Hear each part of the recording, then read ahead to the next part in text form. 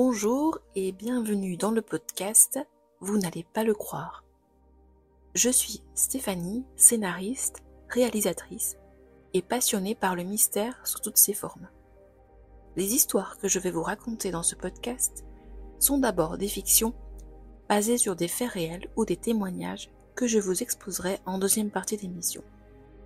Je n'ai aucun préjugé quant à ce qui est réel, ce qui ne l'est pas, et je vous laisse vous faire votre propre opinion. Gardez à l'esprit qu'un récit a toujours une part de vérité. Vous me retrouverez également sur ma chaîne YouTube, Stéphanie se fait des films, pour mes prochaines réalisations, dont un court-métrage intitulé Le chemin des innocents, un documentaire, ainsi que des anecdotes de production et de tournage. Bienvenue dans ce podcast et bonne écoute.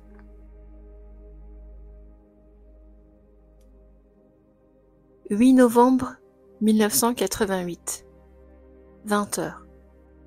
Encore une nuit de tempête. Il n'est pas difficile de comprendre pourquoi, ici, à Whitefish Point, il y a toujours besoin de quelqu'un à plein temps au phare. Le ciel s'est assombri en quelques heures, et maintenant, les rafales soulèvent les eaux du lac, comme si elles cherchaient à le modeler, charriant le froid du nord et se refermant sur les navires comme un piège fatal. Je me suis réfugiée dans mes quartiers, de là je peux voir le phare faire son office et surveiller la baie de derrière les fenêtres. Le bol de soupe fumant réchauffe mes mains glacées. Le manteau écume dans l'entrée comme si j'avais passé des heures là-dehors. Mais non, le simple passage entre la tour du phare et la maison et la tempête m'a complètement trempée. Je m'installe, comme à mon habitude, près du poste radio.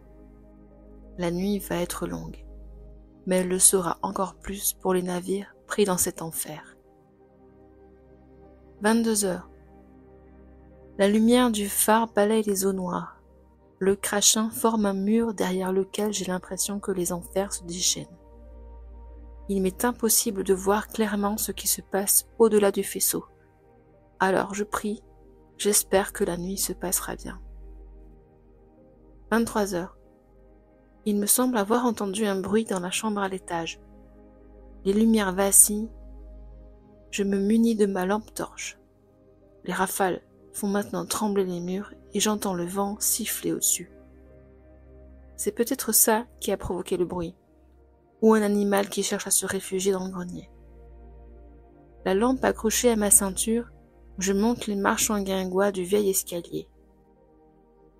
Je connais chaque aspérité de la rambarde.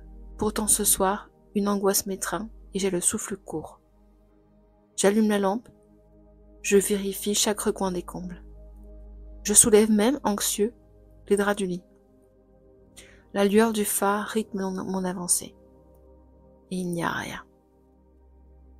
Minuit. La tempête ne faiblit pas, au contraire. Il y a toujours de temps en temps un cliquetis ennuyeux à l'étage. Mais je remets mon investigation à demain. Et puis, alors que je porte à mes lèvres ma 3e tasse de café du soir, la radio crachote. Je manipule les boutons, je cherche à clarifier le signal. Il me semble avoir entendu une voix d'homme, mais je n'en suis pas certain. C'est là que j'entends le terrible fracas qui déchire la nuit. Malgré le vent, malgré la pluie battante, je l'entends. Et je suis aussitôt pris de terreur. Je me lève, je colle mon nez à la fenêtre. J'ai vraiment l'impression qu'un bateau vient de s'écraser contre les rochers à quelques encablures de la côte. Le bruit était absolument glaçant. Je me concentre. J'attends que la lumière du phare éclaire à l'est. Je ne vois d'abord rien. Et puis, une étrange silhouette phosphorescente se détache des ténèbres. Je distingue clairement des voiles, mais le navire semble danser entre les vagues immenses et j'en ai la nausée. Et alors, je les entends. Des cris qui me déchirent les tripes, des cris de douleur, des appels à l'aide. J'attrape mon manteau encore trempé, ma lampe, mes bottes, et je sors. Journal d'un gardien, dernière page. Il y a encore quelques lignes illisibles. et puis plus rien.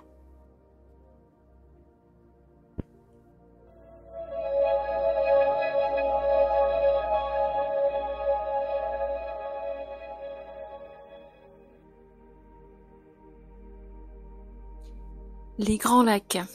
Voilà un sujet qui me fascine et chaque fois que je les survole, j'y repense. Quand on voit ces étendues d'eau paisibles, glacées, on a l'impression que ce sont des peintures.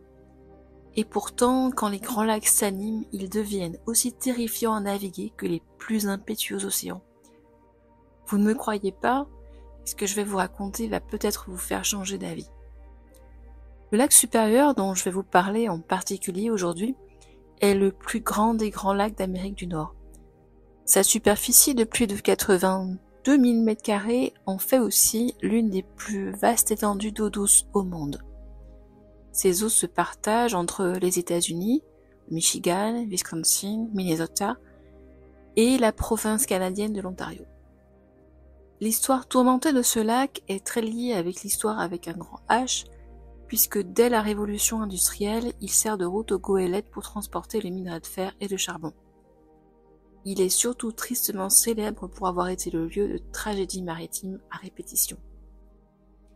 Le 24 novembre 1918, alors que la guerre touche à sa fin, 2 chalutiers armés français, construits à Fort William en Ontario, l'Inkerman et le Cerizol, disparaissent sans laisser de traces, victimes d'une terrible tempête lors de leur traversée du lac supérieur alors qu'ils étaient en chemin pour rejoindre la France.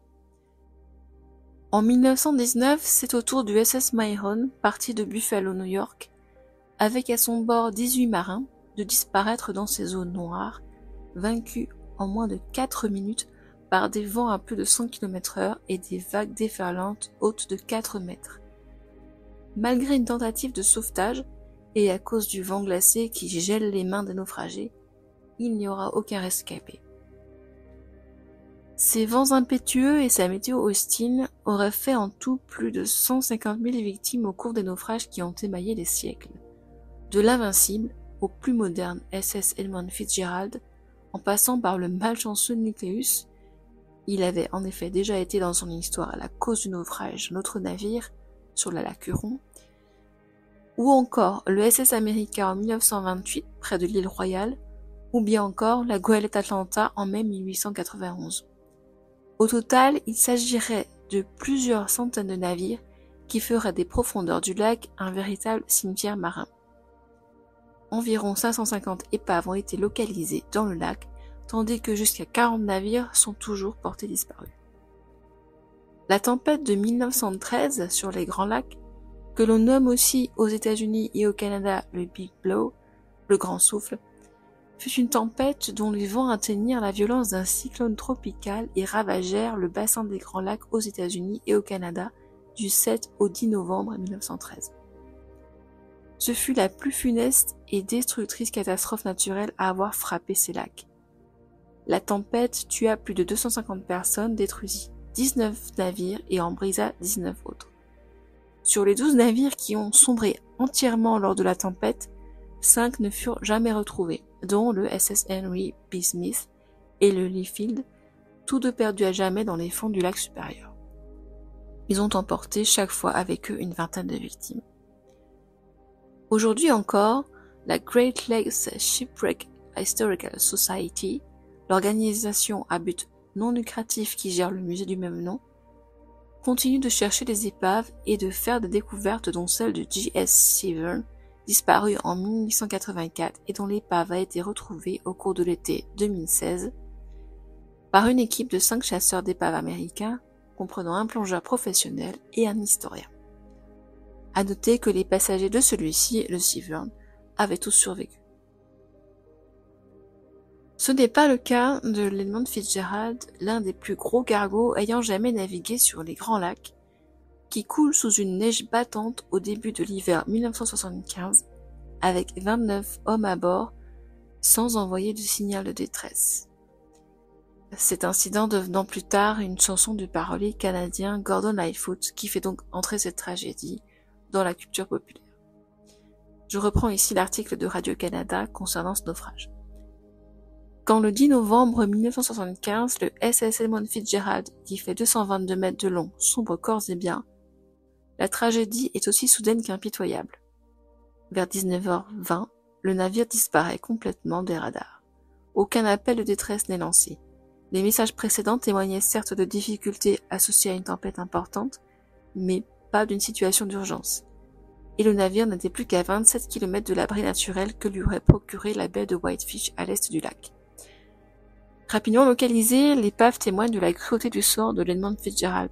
Elle gît par 160 mètres de fond, en 2 morceaux distincts éloignés de 50 mètres l'un de l'autre. Imaginez un petit peu la violence de l'impact des vagues. La proue gît même à l'envers, coque au-dessus. Aucun des corps des 29 membres d'équipage ne sera retrouvé lors des recherches ou sur les rives du lac. Les sauveteurs s'entendent pour dire que les événements ont été si soudains que les 29 hommes qui formaient l'équipage doivent toujours être dans leur quartier 40 ans après le voyage funeste. Fin de citation. On appelle cette côte, au nord du cap de Whitefish Point, la côte des naufrages, et sa réputation n'est pas usurpée, puisqu'on parle de pas moins de 240 navires coulés dans cette partie seule du lac. Mais si on peut facilement déterminer la cause de toutes ces tragédies, que ce soit les tempêtes, les techniques de navigation rudimentaires, les vagues scélérates, au fond, ou des écoutilles mal fermées comme ça a été pressenti pour le Fitzgerald, elles ont laissé, comme le suggère la conclusion de cet article, des traces dans l'histoire du lac, et même, à en croire certains témoins, une empreinte surnaturelle. La côte du naufrage sera-t-elle en effet hantée par ses victimes? Les témoignages d'apparitions fantomatiques, de voix désincarnées ou encore de lumières étranges qui flottent ne se comptent plus. Le long des 130 km de presqu'île qui se terminent sur le goulot du chenal de Whitefish Point, les visiteurs ne sont pas seulement à la recherche des sodalites fluorescentes qui en font la réputation, mais aussi de frissons. Chercheur d'épave depuis 25 ans et directeur des opérations marines de la GLSHS, Dari Hertel rapporte notamment un fait étrange survenu lors d'une recherche. En effet, alors qu'il passe au-dessus de l'épave de Myron, le radar signale un objet à bâbord qui, après vérification, n'existe purement et simplement pas. Est-ce là la réminiscence d'un marin cherchant à échapper à son sort? Un biologiste qui vit sur place, dans ce qui est devenu aujourd'hui une réserve naturelle, rapporte le témoignage d'un groupe de filles venues passer la nuit au phare, et qui auraient non seulement aperçu les fameuses lumières vertes danser, et non pas les sodalites qui n'ont pas la prétention de flotter dans les airs, mais aussi le fantôme d'un marin qu'elles identifient comme un capitaine apparu au niveau de leur fenêtre, c'est-à-dire à plus de 20 mètres au-dessus du sol. Belle performance. Une autre a quant à elle eu la peur de sa vie en apercevant un marin au pied de son lit, au matin. Dans les dunes qui bordent la côte, ce sont des voix désincarnées qu'on entend, lancées dans une discussion qui ne semble pas concerner le monde des vivants et qui perdure dans la nuit. Est-ce que ce sont les conversations des marins du Mystèque, miraculeusement échappés de la tempête de 1919 fatale au Myron, pour finalement sombrer à son tour un vendredi 13 de 1921 et s'échouer dans les profondeurs juste à côté de l'épave de l'illustre vapeur? Le lac supérieur n'a bien sûr pas l'exclusivité des histoires de revenants, puisque le plus célèbre gardien phare du Michigan, un vétéran de la guerre civile nommé James Donahue, est entendu encore au phare de South Haven, où il officia fidèlement entre 1874 et 1909, et où sa démarche claudicante est encore perçue gravissant les marches du phare. Quant au lac Erie, il compterait plus d'épaves au kilomètre carré que n'importe quelle autre étendue d'eau douce au monde.